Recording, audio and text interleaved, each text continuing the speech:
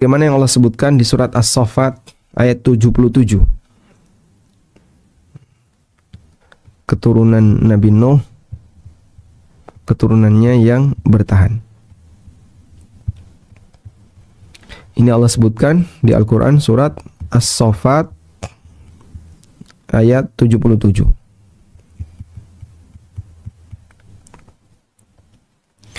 Ceritanya begini. Semua manusia dibinasakan oleh Allah di zaman Nabi Nuh alaihissalam dengan adanya banjir, sehingga tidak menyisakan permukaan bumi ini makhluk hidup apapun selain yang berada di kapalnya Nabi Nuh, baik berupa manusia maupun binatang. Kemudian orang-orang yang berada di atas kapal Nabi Nuh itu semuanya mati tanpa meninggalkan keturunan, kecuali Nabi Nuh alaihissalatu wassalam.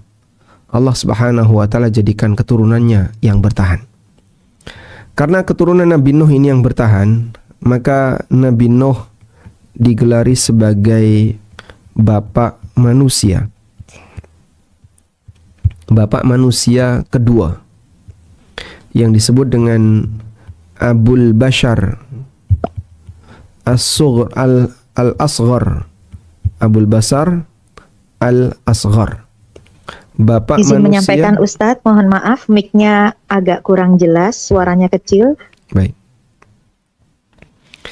Nabi Nuh alaihissalatu wassalam diberi gelar sebagai Abul Bashar Al-Asghar, bapak manusia yang junior. Ada Abul Bashar ya, Al-Akbar, yaitu Adam alaihissalatu wassalam, dan Abul Bashar Al-Asghar, yaitu Nabi Nuh alaihissalam. Baik. Coba dipantau di Zoom. Selanjutnya, demikian pula yang terjadi pada Nabi Ibrahim alaihissalatu wassalam. Nabi Ibrahim alaihissalatu wassalam diberi oleh Allah subhanahu wa ta'ala keistimewaan berupa pujian yang permanen. Saya sebut permanen ya.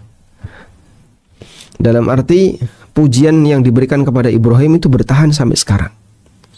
Dan itu bagian dari doa Ibrahim alaihissalatu wassalam, di mana beliau pernah mohon kepada Allah subhanahu wa ta'ala agar kalimat-kalimat baik itu selalu terarah kepada Ibrahim.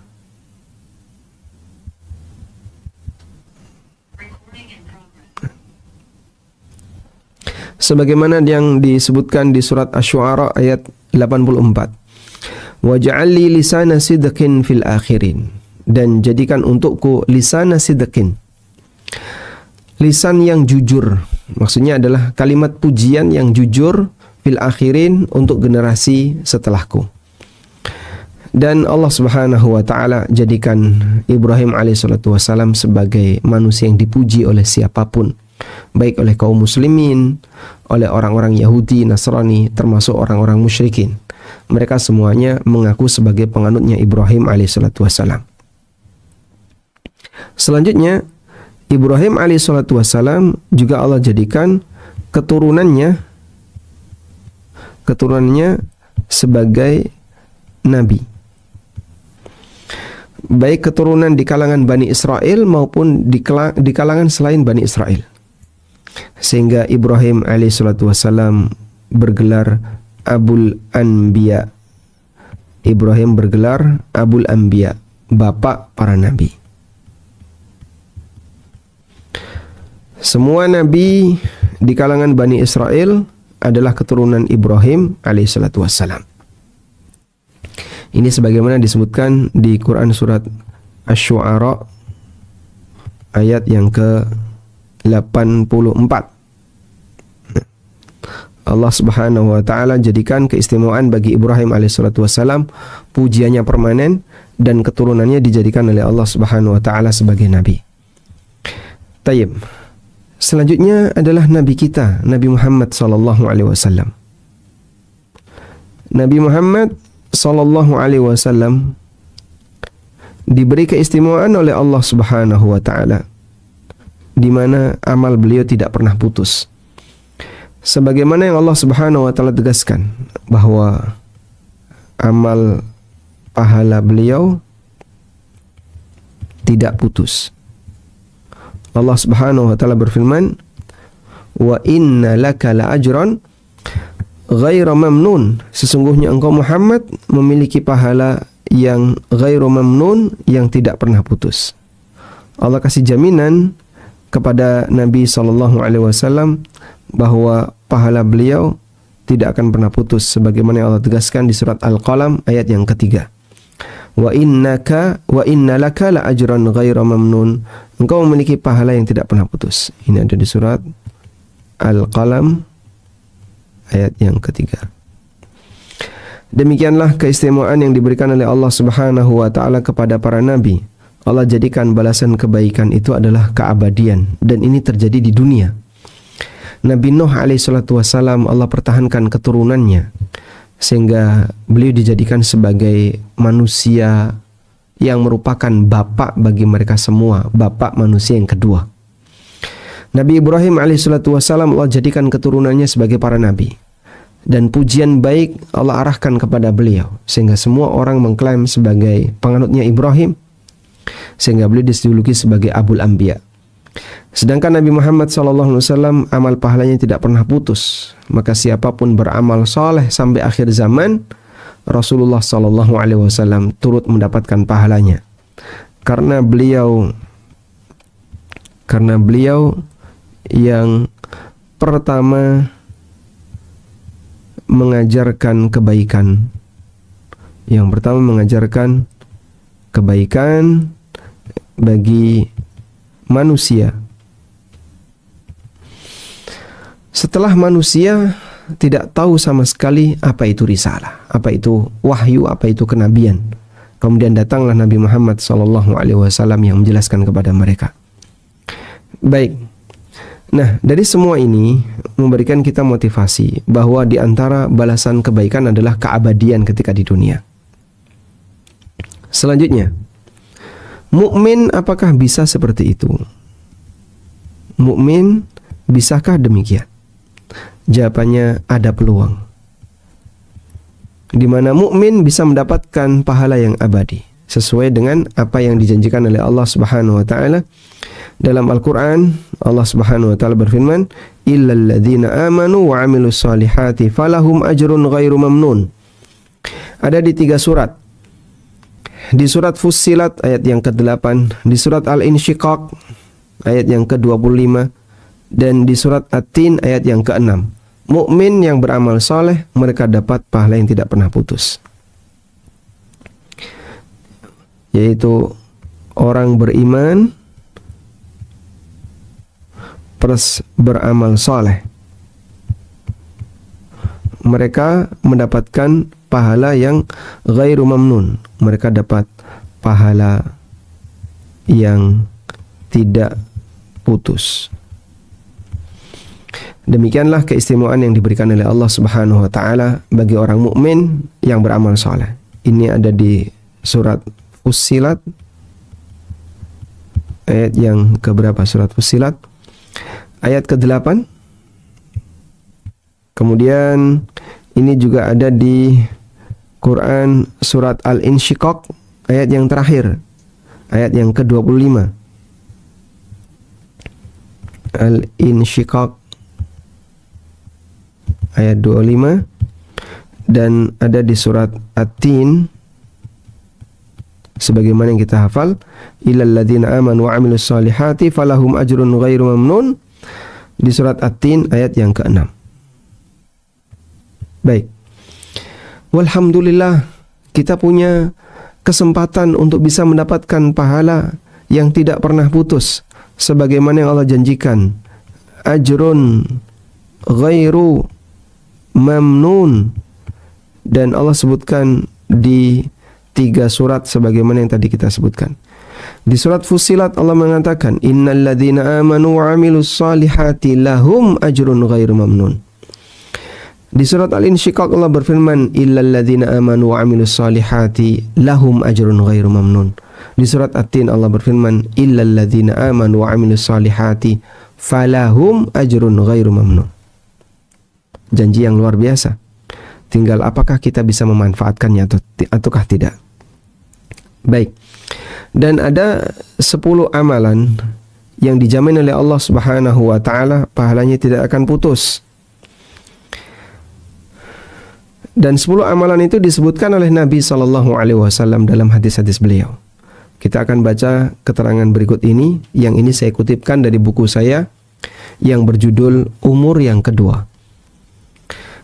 Para penghuni kubur telah terputus dari kesempatan mereka untuk melakukan amal soleh. Mereka hanya bisa menunggu hari hisab yang tidak diketahui hasilnya. Saat di alam kubur mereka berada dalam kesepian, hanya ditemani amalnya ketika di dunia. Dalam suasana demikian, ada beberapa amalan yang pahalanya akan terus mengalir. Jasad mereka bersemayam dengan tenang di alam kubur, namun balasan pahala mereka tidak berhenti. Pahala mereka terus berdatangan, padahal mereka terdiam dalam kuburnya menunggu datangnya kiamat dan hari hisab. Sungguh masa pensiun yang sangat indah, yang tidak bisa digantikan dengan dunia seisinya. Karena sehebat apapun dunia, semuanya zail, semuanya pasti akan hilang. Semuanya pasti akan fana. Namun balasan inilah yang diabadikan oleh Allah Ta'ala. Amal yang pahalanya tidak pernah putus, walaupun pelakunya sudah meninggal. Jumlahnya cukup banyak, disebutkan dalam beberapa riwayat yang disampaikan oleh Nabi Sallallahu Alaihi Wasallam. Baik, pahala diabadikan oleh Allah, namun ada yang sifatnya sekali didapat. Kita tulis di sini ya. Pahala dari amal yang diterima akan diabadikan oleh Allah. Pahala dari amal yang diterima akan diabadikan oleh Allah. Cuman pahala itu ada dua. Ada yang didapat sekali, ada yang didapatkan sekali. Yang kedua, ada yang terus mengalir. Ada pahala yang terus mengalir. Sehingga orang bisa mendapatkan pahala ini tanpa ujung, berkali-kali dia mendapatkannya. Karena pahala itu dia dapatkan terus mengalir. Tayyib. Yang kita harapkan ini. Walaupun ketika seseorang itu beramal dan amalnya diterima oleh Allah, dia punya kesempatan untuk mendapatkan ini. Tapi kita memperjuangkan yang kedua, agar pada saat kita sudah meninggal dunia, badan sudah hanya tinggal diam di alam baka, tapi pahala terus berdatangan. Itulah yang kita perjuangkan. Ada sebuah ilustrasi yang pernah disampaikan oleh Ibnu Qayyim rahimahullah. Ketika si A dapat uang misalnya, anggaplah dapat uang misalnya senilai 500.000. Lalu dia baca hamdalah, alhamdulillah. Sebenarnya di situ ada berapa nikmat? Ada berapa nikmat? Kalau Anda membaca di sini ada berapa nikmat yang kelihatan dari ilustrasi ini? Kita dapat dua, Pak. Baik. Nikmat satu, nikmat berupa harta, uang 500. Nikmat yang kedua adalah nikmat hidayah untuk baca hamdalah. Baik. Ini habis. Yang ini abadi. Maka jika kita ditanya, saat kita mendapatkan nikmat berupa uang 500.000, lalu kita membaca alhamdulillah, sebenarnya dari dua nikmat itu mana yang lebih baik? Mukmin akan mengatakan nikmat alhamdulillah lebih baik. Kenapa? Karena nikmat alhamdulillah itu abadi. Ketika seorang mengucapkan alhamdulillah sebagai wujud rasa syukur dia kepada Allah, maka dia akan mendapatkan keabadian pahala yang dijaga oleh Allah. Sementara duit 500.000 habis. Dalam waktu berapa lama, Pak? Tergantung daerah. Kalau di Jogja mungkin cukup untuk 10 hari. Di Jakarta barangkali cukup untuk sehari. Di Bogor mungkin hanya setengah hari. Tergantung daerah. Tapi demikianlah perbandingan nikmat yang diberikan oleh Allah Ta'ala kepada hambanya. Allah abadikan pahala yang didapatkan oleh hamba. Ketika amal itu diterima, pahalanya diabadikan oleh Allah.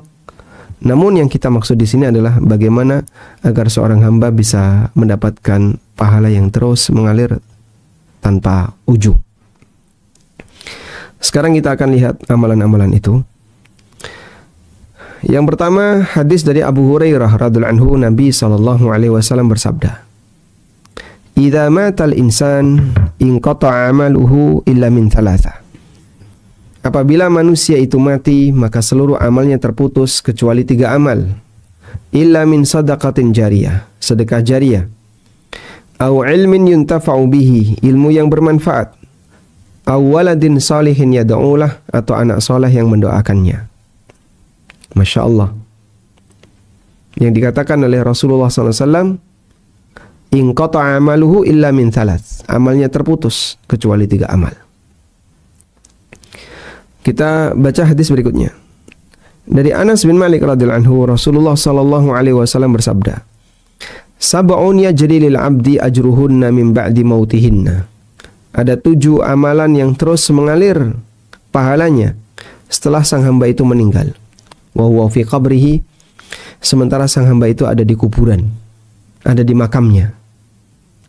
Yang pertama, man 'allama ilman, orang yang ngajarin ilmu. Tentu saja adalah ilmu yang bermanfaat. Au ajra nahron, atau dia membuat parit, mengalirkan air, mengalirkan sungai. Au hafara bi'ran, atau menggali sumur. Au gharasa nakhlan, atau menanam kurma. Au bana masjidan, atau bangun masjid. Au waratha mushafan, atau wakaf mushaf. Au taraka waladan yastaghfiru lahu ba'da mautihi, atau dia tinggalkan seorang anak yang baik yang mohon ampun untuknya setelah dia mati. Ada berapa? 7. Diriwayatkan oleh Al-Bazzar dalam musnadnya, Al-Baihaqi dalam Syu'abul Iman, dan beberapa perawi yang lainnya. Sekarang kita lihat hadis Abu Hurairah. Nabi SAW bersabda, "Inna mimma yalhaqul mu'mina min amalihi wa hasanatihi." Di antara amal soleh yang nanti pahalanya akan menyusul bagi seorang mukmin ba'da mautihi, setelah dia meninggal, adalah berikut ini. Pertama, ilmu yang dia ajarkan dan dia sebarkan. Yang kedua, anak soleh yang dia tinggalkan. Yang keempat, mushaf yang dia wariskan, maksudnya yang dia wakafkan. Yang keempat, au masjidan banahu, masjid yang dia bangun. Berikutnya, baitan libni sabil, rumah singgah bagi ibnu sabil. Au nahran ajrahu, atau sungai yang dia buat, yang dia alirkan. Dia buat parit atau sungai. Au sadaqatan akhrajaha min malihi fi sihhatihi wa hayatihi, atau sedekah yang dia keluarkan dari hartanya ketika dia sehat atau ketika dia masih hidup. Yalhaquhu min ba'di mautihi, yang nanti akan menyusulnya setelah dia mati. Baik, ada berapa ini? 1, 2, 3, 4, 5, 6, 7. Ada 7. Nah, Pak, katanya jumlahnya ada 10. Kok ini ada 7? 3 riwayat tadi sebenarnya berimpit ya. Ada yang sama. Nah, sekarang kalau kita buat daftarnya kurang lebih ada 9. Nanti yang ke-10 di bagian akhir. Baik, kita coba tuliskan di sini. 10 amalan yang pahalanya tidak putus. Yang pertama, sedekah jariah.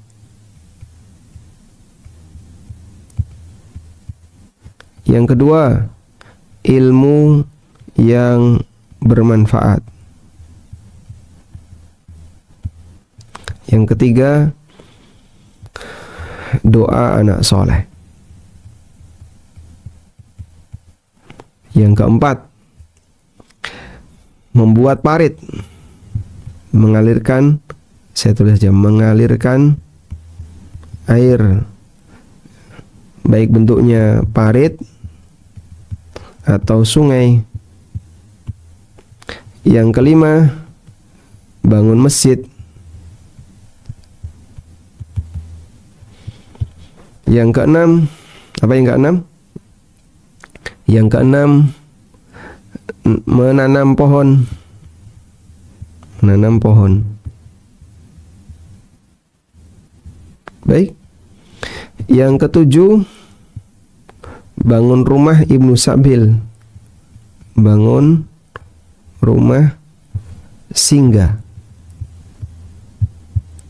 untuk Ibnu Sabil. Yang kedelapan, coba kita lihat di buku. Tadi disebutkan diantaranya adalah mushaf yang diwakafkan, wakaf mushaf. Wakaf mushaf. Yang kesembilan, coba kita cari yang kesembilan. Yang kesembilan, sudah tadi wakaf mushaf, membuat sumur, menggali sumur. Baik.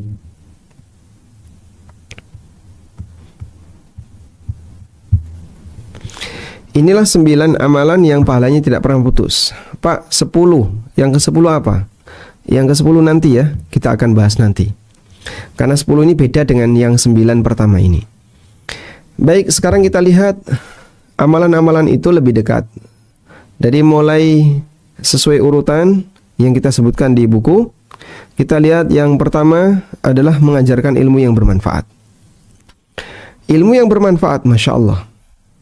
Manusia itu beda kualitasnya karena beda ilmu. Ini lebih ngerti daripada ini, lebih pintar daripada ini. Ini tahu, ini nggak tahu. Makanya Allah tegaskan, hal yastawil ladzina ya'lamuna wal ladzina la ya'lamun. Apakah sama antara orang berilmu dan orang yang tidak berilmu? Tentu saja nggak sama. Allah membedakan antara orang berilmu dengan orang yang tidak berilmu. Sebagaimana Allah membedakan antara penduduk surga dan penduduk neraka. La yastawi ashabun nari wa ashabul jannah. Tidak sama antara penduduk neraka dengan penduduk surga. Ashabul jannati humul faizun. Penduduk surga itu yang bahagia. Allah juga bedakan antara yang berilmu dan yang tidak berilmu. La yastawi alladzina ya'lamuna wal ladzina la ya'lamun. Enggak sama antara orang berilmu dan orang yang tidak berilmu. Yang dimaksud ilmu di sini adalah ilmu yang bermanfaat, yang mengantarkan orang untuk mengenal agama dan siapa Tuhannya. Ilmu yang menjadi petunjuk bagi manusia untuk berjalan di atas jalan yang lurus. Yang dengan ilmu ini seorang hamba akan bisa mengarungi bahtera kehidupan dengan baik. Ilmu yang mengajarkan mana yang hak dan mana yang batil, mana yang halal dan mana yang haram. Itulah ilmu yang bermanfaat. Dengan melihat nilai penting dari ilmu, kita bisa melihat betapa mulianya kedudukan seorang ulama yang memberi nasihat bagi umat. Para da'i yang ikhlas memberikan pencerahan bagi umat. Sampai Imam Ahmad rahimahullah pernah memuji peran ulama di masyarakat dalam sebuah muqaddimah yang beliau tulis ketika beliau membantah sekte Jahmiyah. Beliau punya buku judulnya Ar-Radd 'alal Jahmiyah, bantahan untuk sekte Jahmiyah. Imam Ahmad pernah mengatakan, Alhamdulillahilladzi ja'ala fi kulli zamanin fatratan minar rusuli baqaya min ahli ilmi. Segala puji bagi Allah yang telah menjadikan di setiap zaman kosongnya Rasul baqaya min ahlil ilmi, ada beberapa ulama yang tinggal di situ, yang tinggal di zaman itu. Bagaimana amaliyah para ulama ini? Peran mereka adalah yad'una man dhalla ilal huda. Mereka mengajak orang yang tersesat menuju petunjuk. Wa yasbiruna minhum 'alal adza. Tapi mereka bersabar terhadap gangguan. Mereka bersabar terhadap gangguan minhum, dari mereka, dari masyarakat. Yuhyauna bi kitabillahil mauta. Mereka menghidupkan orang mati dengan kitabullah. Maksudnya mati hatinya.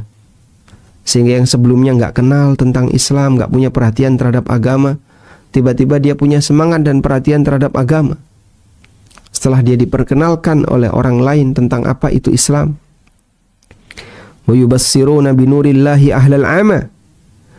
Dan mereka membuat melek orang-orang yang buta binurillah, dengan cahaya Allah. Fakam min qatilin li iblisa qad ahyauhu. Betapa banyak korban iblis yang telah mereka hidupkan. Betapa banyak korban-korban yang telah dibunuh oleh iblis dihidupkan kembali oleh para ulama. Yang tenggelam dengan maksiat disadarkan oleh para ulama. Yang mereka tenggelam dalam penyimpangan jadi korban iblis disadarkan oleh para ulama. Wa kam min dhalin taihin qad hadauhu. Dan betapa banyak orang yang tersesat diberi petunjuk oleh para ulama. Fama ahsana atharahum 'alan nas. Betapa indahnya pengaruh ulama di tengah masyarakat. Wa akbaha atharan nasi 'alaihim. Sementara betapa buruknya balasan yang disampaikan oleh masyarakat kepada ulama. Sehingga para ulama, Masya Allah, ketika mereka hidup di dunia, mereka banyak berjasa bagi umat, tapi disepelekan oleh masyarakat. Tidak diberi penghargaan yang selayaknya. Padahal mereka punya jasa menyadarkan orang mana yang benar, mana yang salah. Baik. Ketika orang berilmu itu wafat, maka ilmu mereka tetap bertahan di masyarakat. Sampai para ulama mengatakan, yamutul alim wa yabqa kitabuhu. Orang berilmu bisa saja mati jasadnya, tapi ilmunya tetap bertahan. Orang berilmu bisa saja mati fisiknya, mati badannya, tapi jiwanya tetap hidup.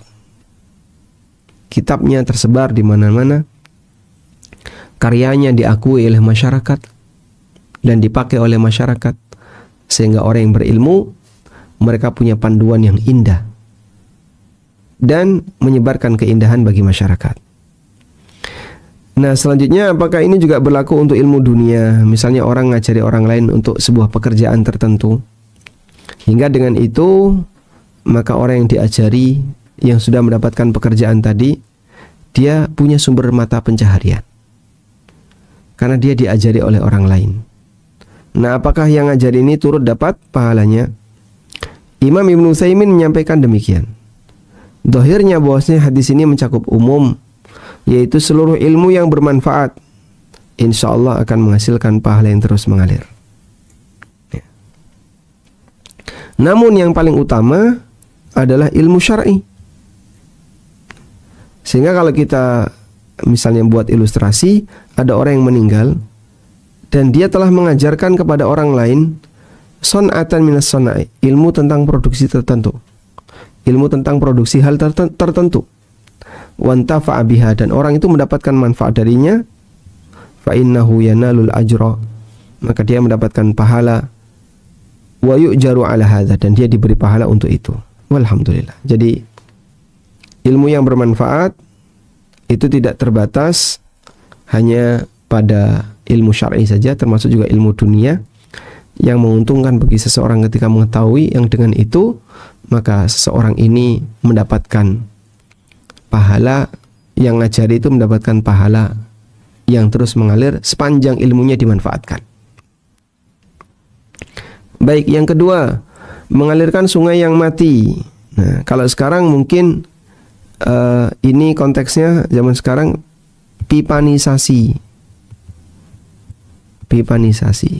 Nah, kalau bikin sungai kan mungkin cukup rumit ya.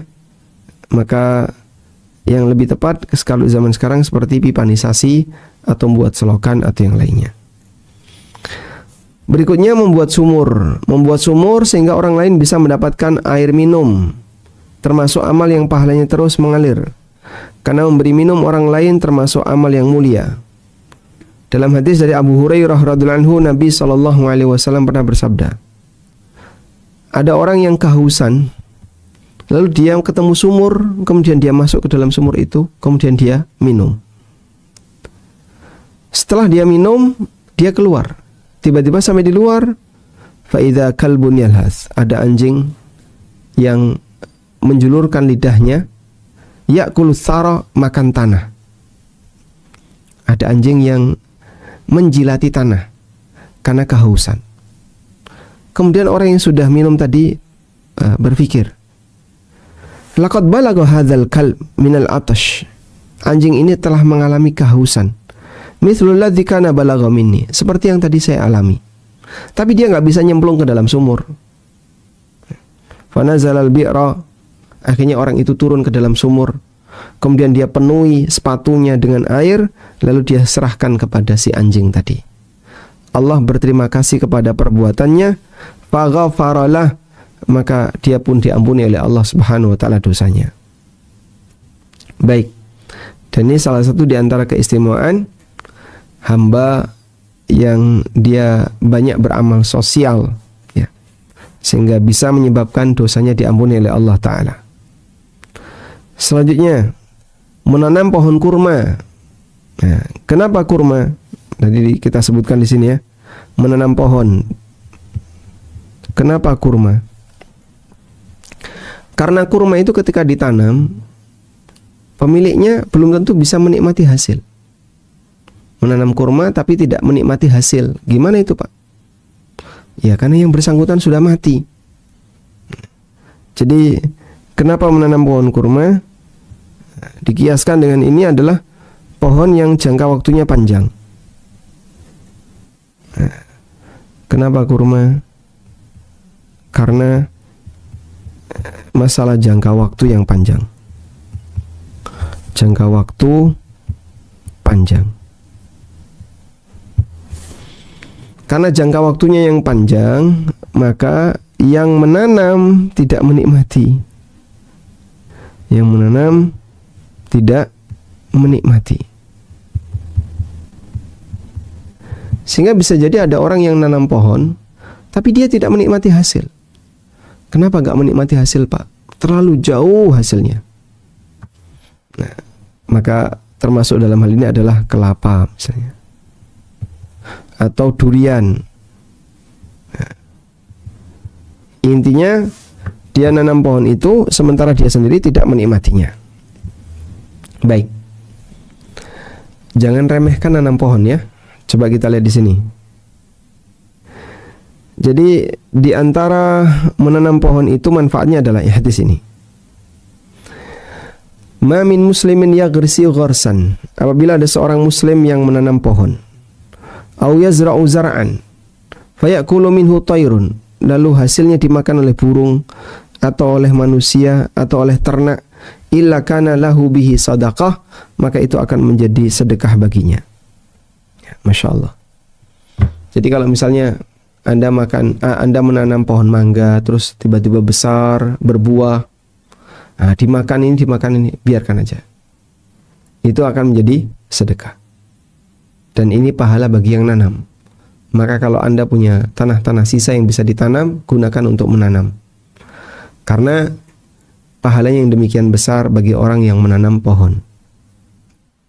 Walaupun dia tidak menikmati hasil. Selanjutnya membangun masjid. Masjid merupakan tempat yang paling dicintai oleh Allah. Sebaliknya pasar adalah tempat yang dimurkai oleh Allah. Maka betah di masjid itu hal yang bagus. Apalagi yang membangun masjid. Nabi SAW memberikan janji, man bana masjidan, siapa yang bangun masjid lillahi, untuk Allah, ya betaghi bihi wajh Allah, dalam rangka mencari wajah Allah, banallahu lahu baitan fil jannah, maka Allah akan berikan untuknya rumah di surga. Masya Allah. Dan pahalanya terus mengalir sepanjang masjid itu dipakai, maka orang yang wakaf akan mendapatkan pahala dari wakaf masjid tersebut. Baik. Selanjutnya yang keenam, wakaf mushaf Al-Quran. Namun di sini perlu diperhatikan ya, bahwa wakaf mushaf itu hanya berlaku ketika Qur'annya dimanfaatkan. Maka kalau bisa pada saat Anda wakaf mushaf, jangan cuma setelah diterima ditumpuk, nggak pernah dibuka, sayang. Sehingga bagi takmir yang merasa ini Quran ini nggak pernah dibuka, ya sudah, jangan beli Quran baru lagi. Kasihkan Quran itu kepada orang lain yang membutuhkannya misalnya. Karena wakaf Al-Quran termasuk di antara wakaf yang sangat ditekankan. Ya. Selanjutnya, maka kalau mau ngasih hadiah Al-Quran, kasihlah kepada sasaran yang tepat. Benar-benar diberikan kepada mereka yang rajin membaca Al-Quran atau mereka yang menghafalkan Al-Quran. Berikutnya anak soleh yang mendoakannya. Anak soleh yang mendoakan orang tuanya, maka dia mendapatkan pahala. Nah, di sini ada dua kondisi ya. Apakah ortu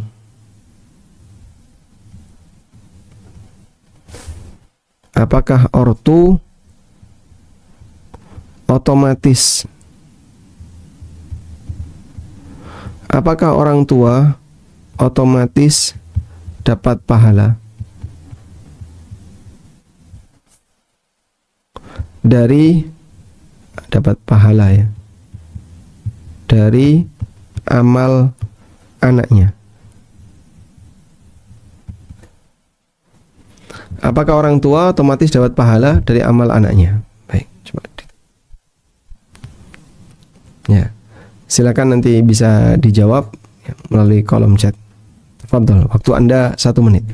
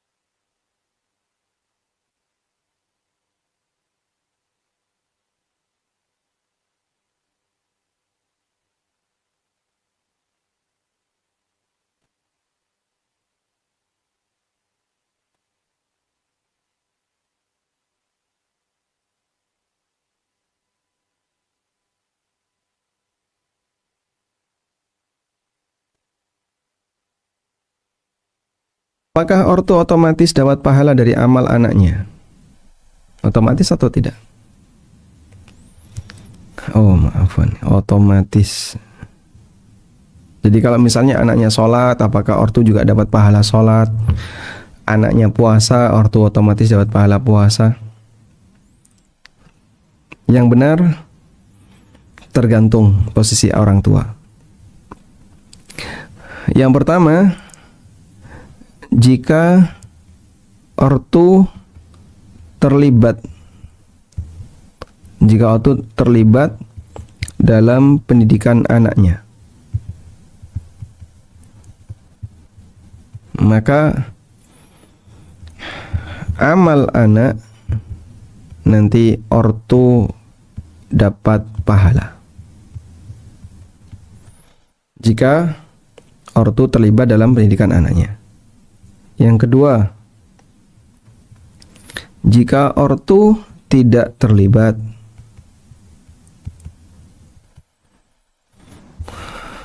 maka di situ ada dua ya. Ini ortu dapat pahala amal. Kalau di sini jika ortu tidak terlibat dalam pendidikan anak. Misalnya bapaknya minggat ketika anaknya masih bayi, sehingga nggak pernah ngurusi bayi itu. Anaknya nggak pernah diurusi sampai anaknya dewasa jadi ustadz misalnya. Lalu apakah sang bapak ini dapat pahala dari amal anaknya? Di sini ada dua keadaan. Untuk pahala amal, di situ tidak ada dalil. Tidak ada dalil. Tapi yang ada adalah doa dari anak. Jika dia mendoakan. Jika dia mendoakan. Baik. Demikian rincian berkaitan dengan orang tua jika ingin mendapatkan pahala dari anaknya. Maka jangan pernah tidak terlibat dalam pendidikan anak. Itu investasi besar. Demikian pula berusahalah untuk terlibat memotivasi anak dalam mendoakan orang tuanya. Karena setiap doa itu akan menjadi sumber pahala yang terus mengalir bagi orang tuanya. Nah, di sini ada penjelasan yang pernah disampaikan oleh Syekhul Islam. Nabi SAW tidaklah menjadikan bapak bisa memiliki seperti pahala semua anaknya.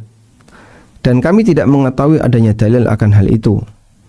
Namun beliau menjadikan doa baik dari sang anak untuk bapak itulah yang menjadi amal bapak alladzi la yanqati, yang tidak pernah putus. Jadinya yang bisa memberikan tambahan pahala bagi orang tua adalah ketika orang tua ini punya andil pendidikan bagi anak. Dan yang kedua, ketika orang tua mendoakan bapaknya, mendoakan orang, atau ketika sang anak mendoakan orang tuanya. Berikutnya, rumah singgah untuk musafir. Nah, amal ini yang disebutkan dalam hadis, rumah singgah untuk musafir. Ada satu hal yang bagus, rumah singgah untuk orang sakit. Banyak sekali orang sakit yang berasal dari pelosok. Misalnya, dia sakit tertentu, sementara dia berasal dari pelosok yang cukup jauh. Untuk ke rumah sakit daerah butuh waktu 3 jam, 4 jam. Sehingga dia berangkat habis subuh. Sampai di situ jam 8 atau setengah 9. Terus ngantri di rumah sakit. Ngantri panjang. Ketemu dokter paling cuman setengah jam atau 15 menit. Setelah dapat antrian ditangani 15 menit. Ya. Kemudian disampaikan, besok kontrol lagi ya, 3 hari lagi kontrol lagi. Datang seperti itu lagi. 2 hari lagi kontrol, pulang dulu, besoknya dia datang lagi. Jika ada yang seperti ini, sangat membantu. Rumah singgah untuk yang sakit. Kenapa dia nggak di hotel, Pak? Nah, gimana dia di hotel? Dia nggak kuat. Bahkan bayari saja pakai BPJS. Selanjutnya, sedekah jariyah. Para ulama menafsirkan sedekah jariyah adalah wakaf. Sedekah jariyah adalah wakaf.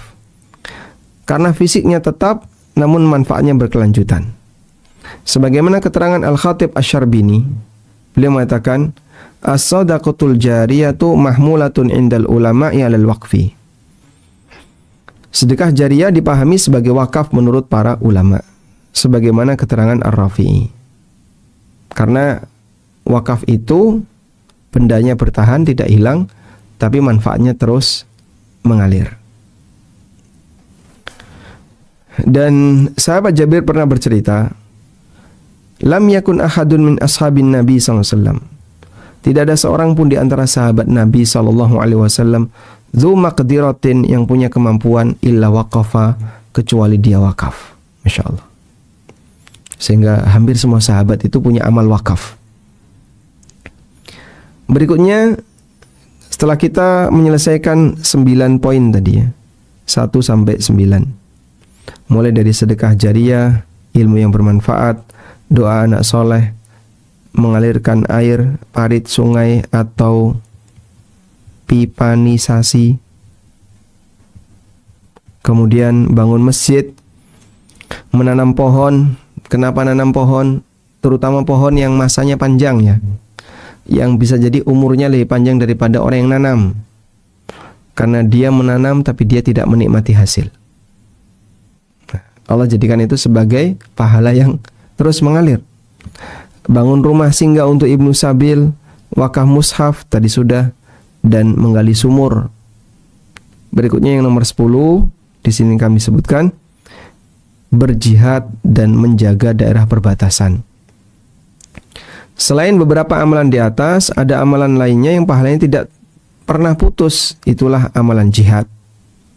Salman Al-Farisi radhiyallahu anhu meriwayatkan bahwa Nabi SAW bersabda, ribatu yaumin wa laylah, ribat, berjaga di daerah perbatasan sehari semalam, khairun min siyami syahrin, lebih baik daripada puasa sebulan, wa qiyamihi, atau tahajud 1 bulan, wa in mata jara alaihi amaluh, jika dia mati maka pahala amalnya terus mengalir, alladzi kana ya'maluh, yang dia kerjakan, wa ujriya alaihi rizquhu wa minal fattan, demikian pula rizkinya akan terus mengalir dan dia aman dari 2 fitnah. Dia aman dari 2 fitnah. Baik. Fitnah yang dimaksud adalah fitnah kehidupan dan fitnah kematian. Fitnatul mahya wa fitnatil mamat. Amal mereka sangat mulia karena mereka berjihad di jalan di daerah perbatasan. Mereka siap berkorban dengan bertahan di daerah yang membahayakan. Mereka siap kehilangan nyawa demi menjaga masyarakat dari serangan, sehingga menjamin keamanan dan kenyamanan bagi masyarakat. Itulah mereka yang berada di daerah perbatasan. Walhamdulillah, kita tambahkan di sini amal yang ke-10 adalah orang yang berjaga di perbatasan. Walhamdulillahirabbil alamin. Baik. 10 ini yang terus mengalir pahalanya. Ada kaidah. Kalau nggak bisa semua, jangan tinggalkan semua. Kerjakan yang mampu untuk dikerjakan. Semoga kita punya andil untuk bisa mendapatkan amalan yang pahalanya tidak pernah putus. Wallahu a'lam. Demikian yang bisa kita sampaikan, semoga bermanfaat. Wassallallahu ala nabiyyina Muhammadin wa ala alihi wa sahbihi wasallam. Alhamdulillahirabbil alamin. Jazakallahu khairan Ustaz untuk materinya pada siang hari ini. Kami akan membacakan beberapa pertanyaan yang telah masuk. Di antaranya, Ustaz izin bertanya, kepada siapa sajakah dana riba atau bunga bank bisa kita berikan? Apakah bisa kita berikan untuk beli pompa air bagi rakyat miskin misalnya, atau untuk keluarga fakir miskin, atau bagaimana Ustaz? Mengenai penyaluran dana riba, siapa yang boleh kita berikan dana riba itu? Pertama yang perlu kita pahami, bahwa orang yang membawa dana riba itu seperti layaknya dia membawa najis, tapi bentuknya harta. Apa yang Anda lakukan ketika terkena najis di tangan? Tangan Anda terkena najis atau kaki Anda terkena najis. Kita akan berusaha segera untuk membersihkannya. Kita akan berusaha agar segera membersihkannya. Sehingga orang yang punya harta haram itu seperti di rekeningnya, di dompetnya ada benda najis, yaitu harta haram. Terus gimana Pak cara menyelesaikannya? Ya segera dihibahkan ke yang lain. Nah, hibah ke yang lain itu siapa? Bisa untuk fasilitas umum, fasum atau fasos, fasilitas sosial. Misalnya untuk bangun parit, perbaikan konblok, iuran RW untuk kegiatan warga, misalnya bersih-bersih, butuh dana, itu bisa pakai itu. Baik, intinya digunakan untuk fasilitas umum. Yang kedua, bisa diberikan kepada fakir miskin. Bisa disedekahkan kepada fakir miskin. Ketika diberikan kepada fakir miskin, apapun bentuknya silahkan. Mau dipakai untuk renovasi rumah fakir miskin atau biaya kesehatan atau yang lainnya, silahkan. Yang penting tidak balik lagi ke dia. Wallahu a'lam. Ustadz izin bertanya, bagaimana cara memastikan diri bahwa kita ini termasuk ke dalam golongan anak soleh atau solihah yang doanya dapat membantu kedua orang tua kita. Sedangkan kita kan sebagai manusia, kita sendiri tidak dapat menilai atau mengukur tingkat pahala maupun kesolehan diri kita sebagai anak. Dalam hadis itu Nabi SAW menyebut awwaladin salihin yad'ulah, anak soleh yang mendoakannya. Beliau sebut anak soleh yang mendoakannya, bukan berarti kalau yang berdoa tidak soleh maka doanya tidak mustajab atau ditolak. Tapi yang dimaksud di situ adalah ketika anak itu mendoakan orang tuanya, itulah tanda kesolehan. Itu salah satu di antara tanda kesolehan. Maka makna dari hadis, doa anak untuk orang tuanya itu akan menjadi tambahan amal, sumber amal yang terus bertambah bagi orang tuanya. Terlepas dari status sang anak, selama dia muslim yang baik, yang tidak berbuat kekufuran dan kesyirikan atau kemunafikan, maka dia doanya berhak untuk dikabulkan, baik doa untuk orang tuanya maupun doa untuk yang lainnya. Wallahu a'lam. Ustadz, sebenarnya lebih utama yang mana sih, infak atau sedekah? Sebenarnya apa sih bedanya infak dengan sedekah itu? Kemudian apakah bila kita infak atas nama almarhum orang tua itu sampai pada mereka? Apa sih bedanya infak dengan sedekah? Dan sedekah, dan lebih utama mana? Kemudian bila infak atas nama orang tua sampai atau tidak?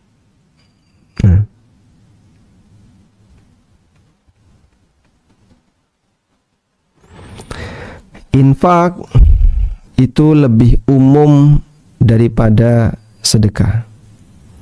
Karena infak itu maknanya adalah mengeluarkan harta, baik di jalan kebaikan maupun di jalan keburukan. Maka infak bisa berkonotasi positif dan juga bisa negatif. Anda bisa lihat ayat ini.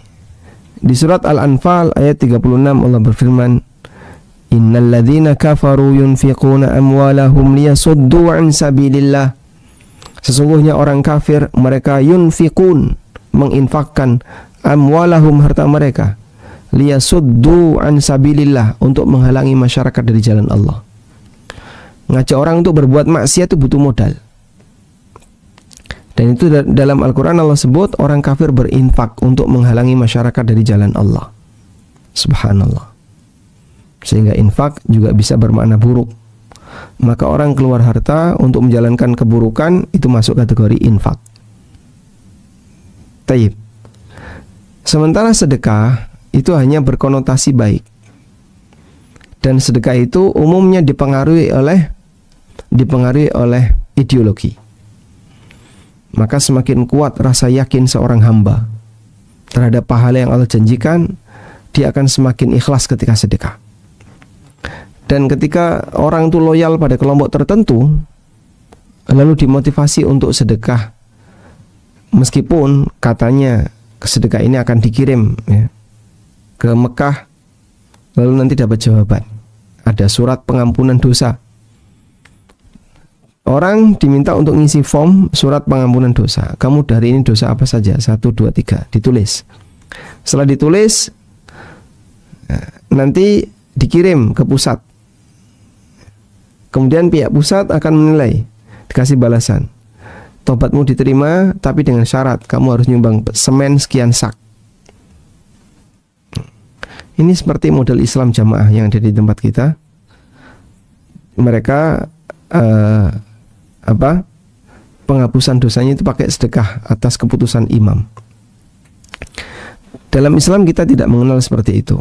Memang bisa menghapus dosa, tapi sebagaimana yang lain, bahwa amal soleh bisa menghapus dosa. Karena itu Nabi SAW menyebut sedekah dengan burhan. Was-sadaqatu burhanun. Sedekah itu burhan. Karena sedekah bukti iman seorang hamba. Wallahu a'lam. Baik. Izin bertanya Ustadz. Tadi disebutkan bahwa ada seorang wanita, mohon maaf, pelacur yang memberikan air buat minum seekor anjing. Apakah ada kisah yang menceritakan bahwa wanita tersebut bertaubat atas dosanya kemudian diampuni? Atau wanita ini hanya diampuni semata-mata karena memberikan air minum kepada seekor anjing tanpa pernah bertaubat? Baik, mengenai keterangan apakah dia bertaubat atau tidak, saya tidak menemukan. Namun Allah Subhanahu wa taala menyebutkan dalam hadis itu bahwa wanita ini diampuni karena Allah berterima kasih kepadanya.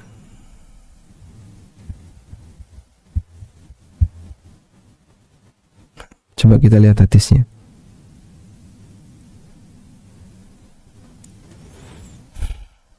Dalam hadis riwayat Bukhari Muslim dari sahabat Abu Hurairah radhiyallahu anhu, Nabi SAW bersabda, "Ghufira limra'atin mumisah." Ada seorang wanita mumisah, wanita pelacur. Mumisah itu artinya pelacur. Diampuni dosanya wanita pelacur. Marrat bikalbin ala ra'si raqiyin yalhath. Beliau pernah ketemu dengan anjing yang berkeliling-keliling di atas sumur, yalhath sambil menjulurkan lidahnya. Orang Jawa sebut sambil melet-melet. Qala kada yaqtuluhul atash. Hampir saja dia mati karena kehausan. Fa naza'at khuffaha. Kemudian wanita tadi melepas sepatunya. Wa awthaqathu bi khimariha. Kemudian dia ikat dengan kerudungnya. Fa naza'at lahu minal ma. Kemudian dia gunakan untuk mengambil air. Faghufira laha bidzalika, dan dia pun diampuni karena kejadian ini. Ya, maka di sini tidak disebutkan wanita ini bertobat atau tidak, cuman Allah ampuni dosanya disebabkan karena perbuatan maksiat yang dia lakukan. Wallahu a'lam. Allah ampuni dosanya disebabkan karena dia telah memberikan minum kepada anjing sebagai bentuk jasa dia kepada anjing. Nah, Ustadz izin bertanya, bila menanam pohon tanpa buah nih pohonnya, menanam pohon yang tanpa buah, tapi untuk mengurangi polusi udara, apakah sama pahalanya dengan menanam pohon buah? Kalau memberi manfaat, insya Allah dapat pahala. Misalnya pohon apa ya, yang buahnya nggak dimakan, ketapang misalnya, ya, yang lebar daunnya kemana-mana. Ini untuk apa fungsinya? Ya, biar orang bisa berteduh. Apalagi terutama di tempat-tempat parkir, orang butuh tempat untuk berteduh. Maka dia tanam pohon seperti itu untuk memberikan teduhan bagi orang yang memanfaatkan lahan di bawahnya. Insya Allah dapat pahala. Wallahu a'lam. Mohon maaf Ustadz, dari dana haram ya, misalnya dari hasil menjual alat musik atau dana riba, bolehkah digunakan kita membuat area parkir nih di depan halaman rumah, di luar pagar rumah, namun bisa juga untuk parkir kendaraan kita sendiri, boleh atau tidak? Baik, dana haram kita tidak boleh memanfaatkannya untuk pribadi, dan itu bukan harta kita. Oleh karena itu kita salurkan untuk fakir miskin, untuk fasum, fasos, dan seterusnya. Nah, kalau sudah diberikan untuk fasos, fasum, Kita kan bagian dari mereka, maka mau tidak mau kita juga akan memanfaatkannya. Tapi pemanfaatan sifatnya pemanfaatan yang sementara, bukan menguasai, bukan karena ini aku yang nyumbang maka aku yang paling berhak. Ya dikasihlah tempat parkir VIP, bahkan VVIP. Nah yang seperti ini tidak boleh karena sudah diwakafkan. Sehingga kalau sudah diwakafkan ya itu sudah jadi milik umat, milik bersama. Meskipun karena kita bagian dari umat kita boleh memanfaatkannya. Wallahu alam. Ustadz, mau tanya, seseorang tuh belum meninggal tapi itu terjerumus ke dalam dosa syirik berkali-kali, lalu taubat pula berkali-kali. Syirik taubat. Apakah amalan orang ini tidak akan diterima Allah dan diragukan keislamannya? Hal yang bahaya ketika dia melakukan perbuatan kekufuran tapi berulang. Ada satu fenomena yang seperti terjadi di sini, coba kita baca ya.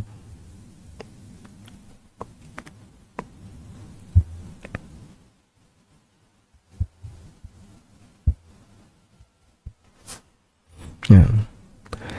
Di surat An-Nisa ayat 137 Allah Ta'ala berfirman, Innal ladhina amanu thumma kafaru thumma amanu thumma kafaru thumma isdadu kufra lam yakunillahu liyaghfira lahum wa la liyahdiyahum sabila. Sesungguhnya orang-orang mukmin kemudian orang kafir. Sesungguhnya orang yang beriman kemudian mereka kafir, kemudian beriman lagi, kemudian kafir lagi. Sumasdadu kufron, lalu kafirnya makin bertambah. Ini berbuat syirik, tobat, syirik lagi, tobat lagi. Nah, ini harus dijagain ya. Nanti jangan-jangan sampai seperti ayat ini. Dia beriman, lalu kafir, kemudian beriman, lalu terus kafir lagi. Kemudian setelah itu bertambahlah kekafirannya. Lam yakunillahu liyaghfira lahum, maka Allah tidak akan mengampuni dosa mereka, wala liyahdiyahum sabila, dan Allah tidak akan memberikan petunjuk kepada mereka. Masya Allah, berbahaya. Nah, oleh karena itu kita tekankan ya bagi siapapun yang dia telah menyatakan dirinya sebagai ahli tauhid, agar jaga tauhid itu baik-baik. Jangan sampai dinodai dengan aneka kesyirikan. Karena kalau kemudian sudah hilang tauhid itu, ya selamanya akan sulit untuk dicari. Wallahu a'lam. Ustadz, jika seseorang bernadar akan menyembelih sapi, apakah seseorang yang bernadar itu boleh ikut makan daging sapi tersebut? Nah, ulama beda pendapat ya mengenai apakah daging hewan kurban hasil nazar pelakunya boleh menikmati atau tidak. Wallahu a'lam, pendapat yang lebih kuat boleh. Meskipun dengan menghormati pendapat yang mengatakan tidak boleh. Dan mereka beralasan ketika sudah nazar berarti sudah diserahkan semuanya, bukan lagi miliknya. Namun saya lebih cenderung berpendapat bahwa ini boleh. Dengan alasan bahwa yang dinadarkan itu ibadahnya, bukan distribusinya. Ya. Oleh karena itu, insya Allah tidak masalah ketika orang itu bernadar ya, untuk makan sesuatu atau melakukan sesuatu. Wallahu alam. Bolehkah jika Al-Quran yang orang lain wakafkan nih ke sebuah rumah tahfidz, orang lain wakafkan ke sebuah rumah tahfidz Al-Quran, tapi kemudian dijadikan kado atau reward dan lain-lain, Ustadz, apakah diperbolehkan? Kalau wakaf tidak boleh jadi milik pribadi, karena wakaf tidak boleh dihibahkan. Dan reward, kado dan seterusnya itu hibah atau pengalihan hak milik, jadi milik pribadi. Jadi intinya kalau mau wakaf ya silahkan wakaf, tapi jangan diberikan kepada pribadi. Wallahu alam. Karena wakaf tidak boleh jadi milik pribadi, harus selamanya jadi milik umum, milik bersama. Wakaf harus menjadi milik umum, milik bersama. Nah, kemudian kan kita umroh kan ada wakaf Quran nih. Nah, kalau pas umroh itu ada sedekah kursi duduk untuk sholat, apakah termasuk nih di 10 amalan yang pahalanya tidak terputus, Ustadz, kursi yang untuk sholat itu? termasuk ya, dan itu cukup aktif ya penggunaan kursi-kursi duduk untuk sholat. Banyak sekali orang yang menggunakannya baik untuk sutro, untuk duduk baca Quran, untuk sholat maupun yang lainnya. Dan terkadang kaum muslimin ya tanpa dikomando mereka ngisi gantungan kursi, ini kursi baru saya wakafkan, kursi baru saya wakafkan. Alhamdulillah, semoga wakaf kursi di Masjidil Haram atau Masjid Nabawi atau masjid-masjid yang lainnya mendatangkan pahala yang terus mengalir. Wallahu a'lam. Kalau misalnya memberi makan binatang nih, misalnya Ustaz nih, ada kucing, kalau malam tuh suka tidur di kursi, kemudian buang air besarnya juga sembarangan di rumah kami, di tanaman. Apakah perbuatan baik itu juga masuk di hal ini Ustaz? Kadang-kadang kalau tidak dibersihkan tiap hari kan gimana gitu ya? Apakah ini utama juga? Amalan baik juga kah? Apakah ini Termasuk amalan baik juga atau masuk dalam 10 yang tidak terputus pahalanya ini? karena berbuat baik sama kucing? Betul. Habisnya gimana ya? Kita kan juga risih, tapi nggak tahu juga itu kucing siapa. Oh, baik. Yang mendapatkan pahala itu ngasih makan. Yang dapat pahala itu ngasih makan. Sementara misalnya membersihkan kotorannya dan seterusnya, itu dapat pahala karena berbuat baik kepada orang lain. Misalnya kucing berbuat atau buang kotoran di tempatnya A, terus kita datang ke tempatnya A membersihkan itu. Tujuannya adalah biar A nggak terganggu. Nah, itu insya Allah nilai pahalanya. Tapi kalau memberikan hak kucing sebatas memberikan hak makan atau minum. Wallahu a'lam. Ustadz, kita tuh nadar ya. Misal, jika rumah kita ada yang ngontrak mau infak ke pesantren 10 juta. Kalau ada yang ngontrak mau infak 10 juta ke pesantren. Kemudian ada yang ngontrak. Karena ada kebutuhan, dipakailah itu cukup besar. Lalu tidak cukup buat nadarnya. Nadarnya boleh nggak dilakukan dengan cara dicicil? Insya Allah tidak masalah. Yang penting 10 juta. Sesuai yang dia ucapkan. Jadi kalau dia bernadar infak 10 juta ya berarti dia harus mengeluarkan uang senilai 10 juta. Wallahu a'lam. Kalau kita beramal, kita niatkan untuk teman kita yang sudah meninggal, teman, apakah pahalanya sampai Ustadz? Bukan syarat untuk menghadiahkan pahala atau menghadiahkan doa itu harus ada hubungan kekerabatan. Kita mendoakan kepada seluruh kaum mukminin saat khutbah Jumat. Allahumma gfir lil mu'minina wal mu'minat wal muslimina wal muslimat al ahya'i minhum wal amwat. Ya Allah, ampunilah bagi orang mukmin laki dan perempuan, muslim laki dan perempuan, yang hidup maupun yang sudah mati. Al ahya'i minhum wal amwat, baik yang masih hidup maupun yang sudah mati. Maka ini mencakup semua orang, baik keluarga maupun bukan keluarga. Maka tidak syarat bahwa doa yang baik itu hanya berlaku untuk yang keluarga saja. Kita bisa mendoakan kebaikan untuk teman atau siapapun, walaupun tidak punya hubungan kekeluargaan, dan insya Allah doa itu sampai, walaupun tidak ada hubungannya. Wallahu a'lam. Izin bertanya Ustadz. Bismillahirrahmanirrahim. Apabila saya menjadi salah satu petugas untuk sortir barang-barang yang akan disedekahkan ke suatu pesantren, apakah saya bisa meminta atau mengambil dengan izin salah satu barang tersebut untuk menjadi milik pribadi?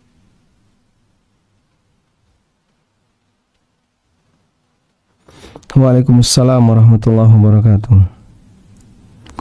Boleh Anda minta untuk jadi milik pribadi asal dapat izin dari donaturnya, ya, sehingga donaturnya misalnya si A titip kepada Anda pakaian bekas dan aneka yang bekas-bekas yang lainnya, terus dibongkar, wah ini kok ada pakaian bekas, ada apalagi misalnya ada jam bekas, ada magicom bekas, ada banyak yang bekas, dan Anda tertarik untuk memilikinya, maka silahkan tanya kepada pemiliknya, ini ada beberapa benda yang bagus yang bekas, boleh nggak saya memiliki?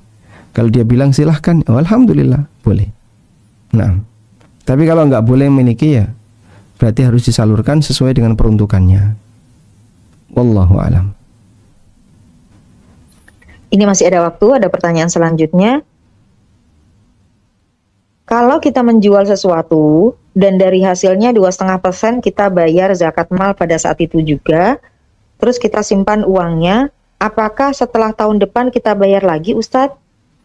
Menjual sesuatu, sudah dikeluarkan zakatnya, barangnya disimpan, tahun depan masih zakat lagi kah? Waalaikumsalam warahmatullahi. Kalau barang yang dijual sudah tidak dizakati ya, dan zakat barang dijual itu tidak harus ketika itu, ditunda selama setahun atau digabungkan dengan harta yang lain.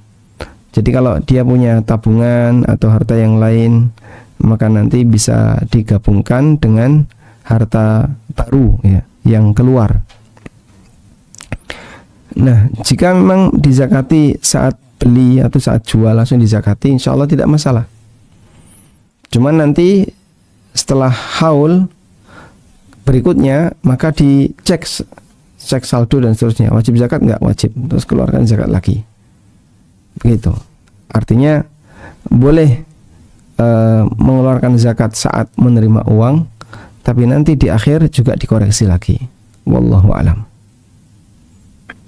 Izin bertanya Ustadz, seseorang sudah memberikan satu properti ke komunitas, tapi waktu itu akadnya hibah, bukan wakaf. Properti diberikan ke komunitas, waktu itu akadnya hibah, bukan wakaf.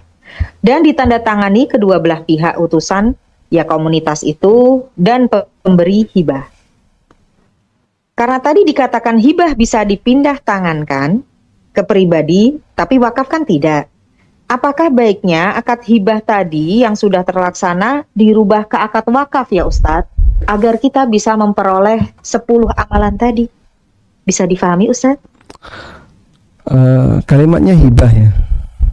Awalnya hibah dan sudah disepakati kedua belah pihak.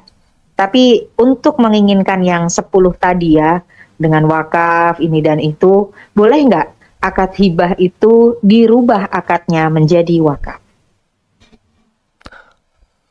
Baik, sudah diserahkan atau belum?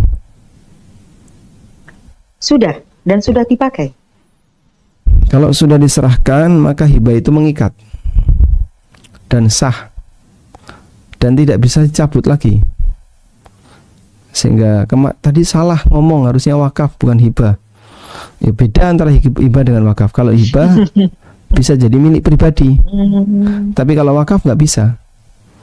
Nah, saat sudah diserahkan, ya sudah, itu jadi milik pribadi dia. Anda nggak bisa menarik kembali. Beda dengan wakaf. Oleh karena itu ketika salah ngomong, jika belum diserahkan, insya Allah masih bisa dikoreksi. Tapi kalau sudah diserahkan nggak bisa. Sebab hibah itu sah sejak diterima. Wallahu a'lam.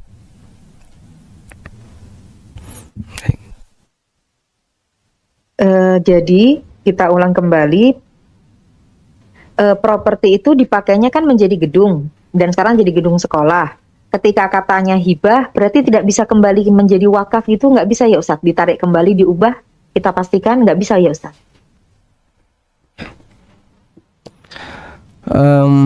Kalau bentuknya seperti tanah, kemudian bentuknya dipakai. Gedung dipakai, bentuknya gedung dipakai untuk sekolah, sekarang menjadi TK PAUD. Nah, nyebutnya hibah. Hibahnya ke mana?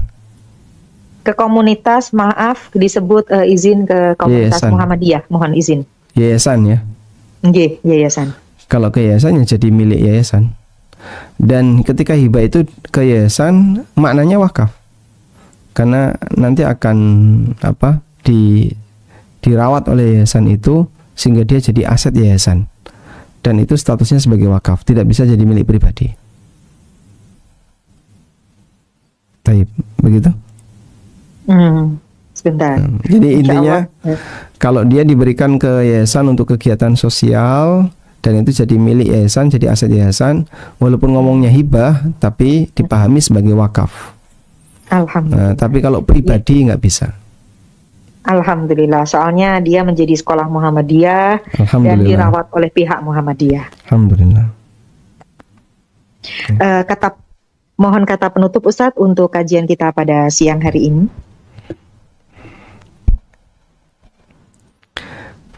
Taib. Kita mohon ampun kepada Allah Subhanahu wa taala atas kesalahan yang kita lakukan dalam setiap aktivitas yang kita kerjakan. Kita tahu bahwasanya dosa itulah yang menjadi penghalang kita untuk bisa mendapatkan hidayah dengan baik. Dan kita mohon kepada Allah, kalaupun dari 10 amal yang pahalanya terus mengalir kita nggak bisa semuanya, semoga Allah mudahkan untuk bisa menjalankan salah satu atau 2 atau 3 di antaranya. Kita berharap semoga Allah jadikan kita sebagai hamba yang punya banyak tabungan amal, termasuk di antaranya adalah amal yang terus mengalir pahalanya sesuai dengan kemampuan yang Allah berikan kepada kita. Demikian, wassallallahu ala nabiyyina Muhammadin wa ala alihi wa sahbihi wa sallam, wa akhiru da'wana alhamdulillahi rabbil